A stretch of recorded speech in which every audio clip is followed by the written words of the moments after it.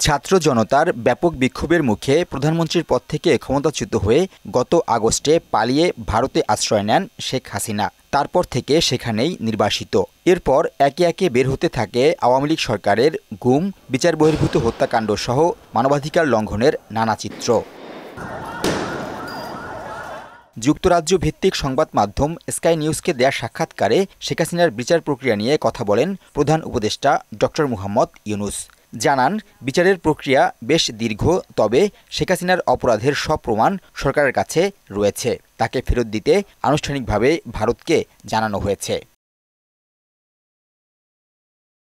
Professor Yunus জানান, গেল ১৫ বছরে বিরোধী কণ্ঠ দমনে বন্দিশালা আয়নাঘরে চলেছে অমানবিক নির্যাতন। এসব বন্দিশালা জাদুঘরে রূপান্তরের পরিকল্পনা আছে। শেখ হাসিনার ভাগ্নি ও যুক্তরাজ্যের সাবেক অর্থনীতি বিষয়ক মন্ত্রী টিউলিপ সিদ্দিকীর বিরুদ্ধে দুর্নীতির অভিযোগ প্রসঙ্গে বলেন, বিষয়টি গুরুত্ব সহকারে দেখছে দুদক।